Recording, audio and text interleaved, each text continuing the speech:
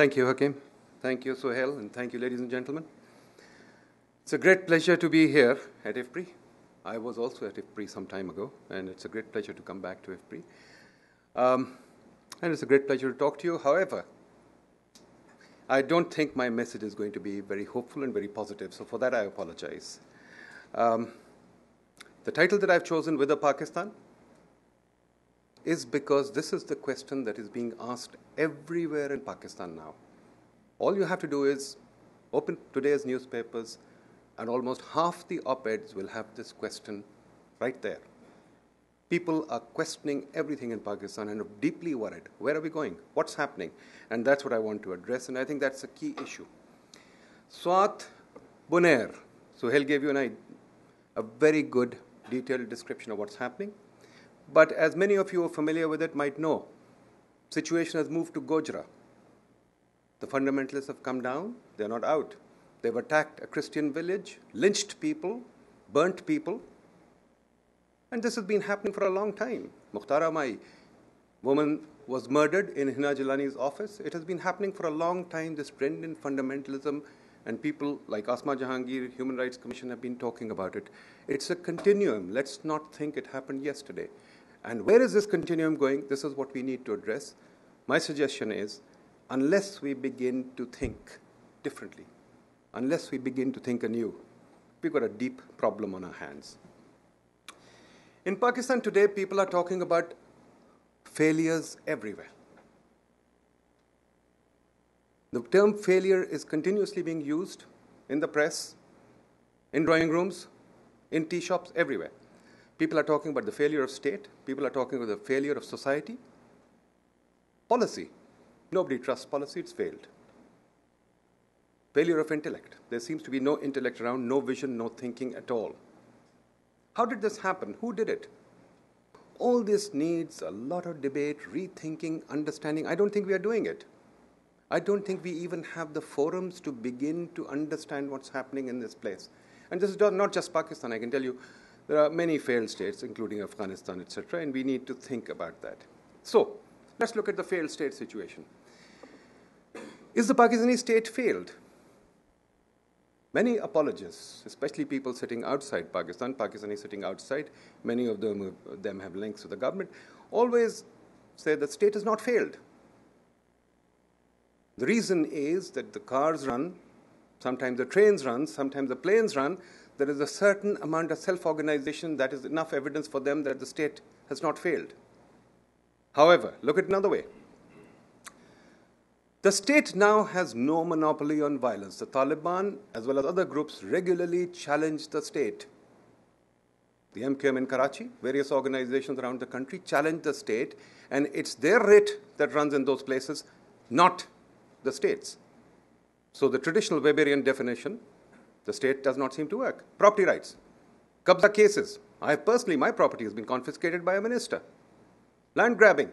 The state has no writ as far as that is concerned. Justice. You know the Gojra incident. Hina Jilani, I mentioned this lawyer.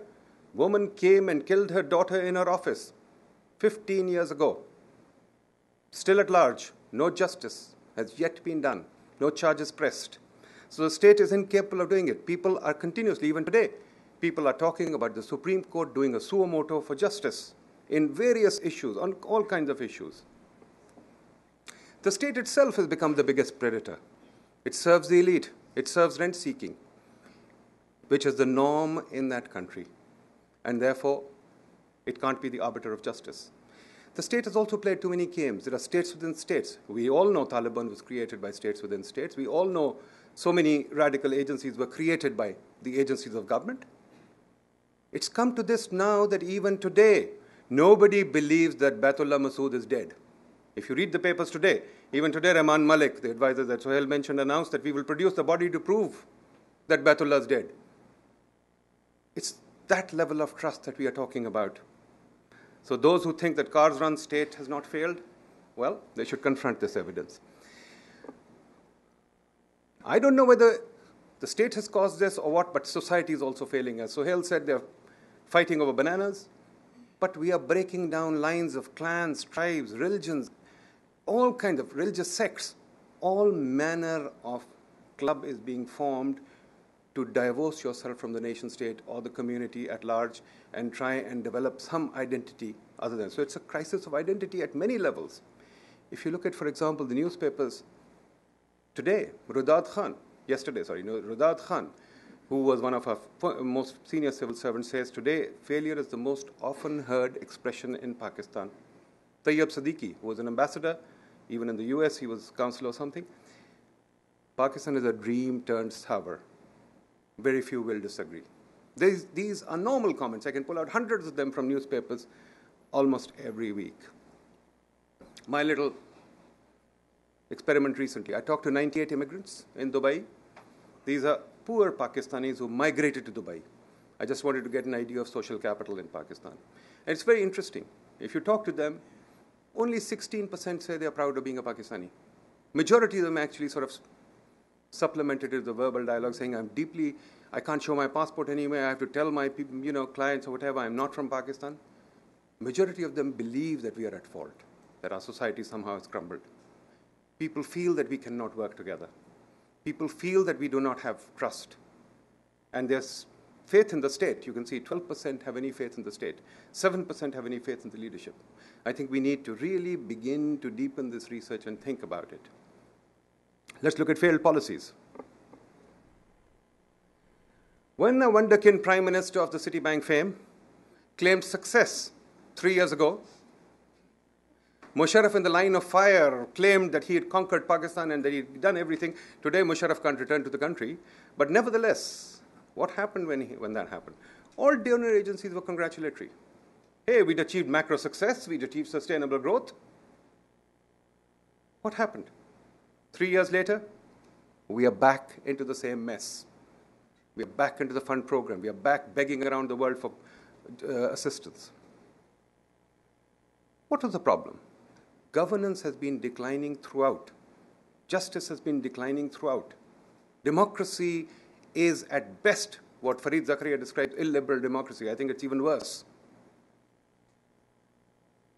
All these things are beyond the purview of most analysts, most of us who work in the donor world. We don't think about these things. We take them as given. It doesn't matter, so long as the government can achieve some macro success and growth. And unfortunately, we congratulate the government when it happens. 3 years later, who remembers? Who remembers today that we congratulated the government? But that's a fact. Now let's look at failed intellect. In Pakistan, there is no thought leadership. There's no research. There's no thinking. It has been systematically destroyed. Who by? But that's a separate question. It doesn't exist anymore. There's no technocracy. In the government, there are no technocrats. There are no technocrats anywhere. There are no local debates, no local visions. In fact, we have no professionalism left. We have bankers placed as economists, engineers placed as economists. We have army officers running universities. It really doesn't matter what profession you are. The government places you somewhere and all of us say, oh, great, wonderful. This guy is now the great leader of the time. And then we worry about it later. So who makes policy? Let's face it, all policy is made by donors. And it's time we put the responsibility on them. All policy is made by donors. Our governments have no time or the ability to make policies. They just sign on the dotted line, period. Social protection. So Hale said there's no social protection. I disagree. I think we've got the most perfect social protection in the world, the best social protection that I know of. The only question is for who? It's for the elite. If you enjoy playing golf, it's the cheapest country to play golf in because it's subsidized. If you enjoy playing polo, it's the cheapest country to play polo in because it's subsidized. If you enjoy sending your kids to elite schools like Eton, it's the cheapest country to do it because they're subsidized. Civil servants and their perks are poorly paid civil servants. 14% of expenditures go on their perks. Our President and Prime Minister spend 4 billion rupees a year on travel. There's no social protection. That's what the money is for. All the prime land in the cities, all the prime areas in the cities are reserved for the rich and their entertainment, golf and polo. The poor have not even a soccer field, not even a volleyball field to play in. One could almost argue it's an apartheid society. The poor, as I said, are excluded. We only think of them as a charitable enterprise, that we should give them some charity. They have no opportunity, they have no space, they have nothing at all. The best way to summarize it, what the nation said the other day, the regal manner in which the rulers have treated themselves at the tremendous expense of the misery of the ruled is most depressing. And that is now something that, again, we have not examined. Nobody examines that what is the physical infrastructure available to the poor. But I think the most dangerous of all, I'm skimming through all this because we've got very little time. I think all of this deserves, on its own, a conference. We are sitting on a time bomb. The youth, 50% of our population is under the age of 20. That's about 90 million people.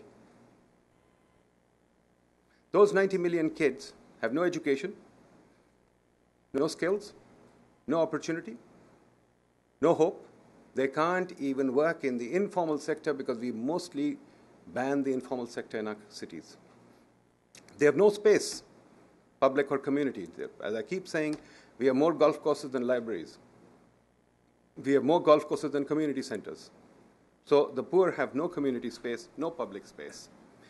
And more importantly, they have no intellectual. Every young generation needs some intellectual icons. We have no such icons. We have no domestic thought leadership. As I said, we've decimated it. But that's also not true. There is somebody to lead these kids. Let's not forget about them. Let's not forget the community center that we have, which is the mosque, and let's not forget the Maulvi. So we are, in a sense, through our own policies, handing them over to the fundamentalists. And then why are we surprised? So what do you expect? Why are we surprised? What should this youth do? Should they not come after us? I think it's silly to be surprised. Sometimes I think maybe John Perkins is not in jest. Maybe he is right. Confessions of the Hitman. The other day my barber told me somebody is out to get Pakistan, and he's Italian. Somebody is out to get Pakistan. Somebody is getting that country, whatever. This is the common parlance. Everybody thinks that. Maybe John Perkins is right. Maybe somebody's got a design to destroy that country because thought leadership has been destroyed. The youth are coming. The poor are excluded. It's a cocktail for disaster. But then, I wonder, what is the objective? I don't understand the objective at all. Is the objective to create chaos? 200 million people go belly up? Is that a reality? The thought should give us all